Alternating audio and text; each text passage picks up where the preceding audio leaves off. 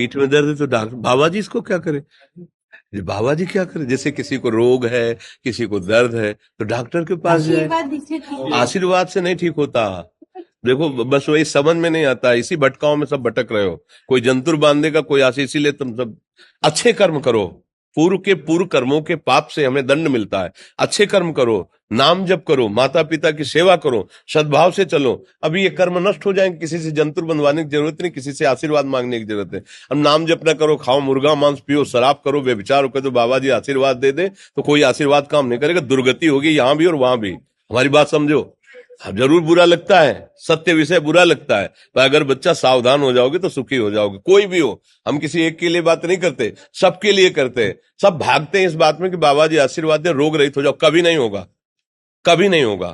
तुम्हारे आचरण ठीक होंगे तब तुम्हारा सब काम बनेगा।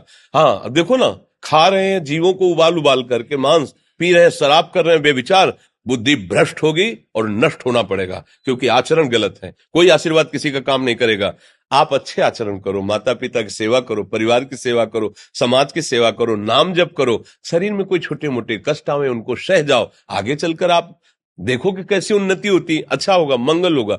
इस ब्रह्म में ना किसी के आशीर्वाद से कुछ हो जाता है। हम आपको पक्की बात बताते हैं कि आज बाबा के यहाँ गए थे यार, पीठ में दर्द कम हो गया। ये तुम्हारा पुण्य लग गया, पुण्य बन गया, तुम्हारा कर्म। तुम आए ना यहाँ, तो जो जो पाग आगे धरे कोटिन यज्ञ समान, साधु दर्शन के लिए भाव से आए तो तुम्हारा वो रोग नष्ट होगा। तुम्हारे कर्म से नष्ट हुआ, तुम सत्कर्म किए ना, उससे कर नष्ट हुआ। बात समझो बच्चा, आप हमारे घर के हो सब। आशीर्वाद देने से हम कई बार कहा कि अगर तुम सुखी हो जाओ तो हम किसी से न मिले, चुपचाप अपने कमरे में बैठे केवल आशीर्वाद देते रहे सबको। लेकिन नहीं सुखी होगे, सुखी होगे तुम अपने कर्म से।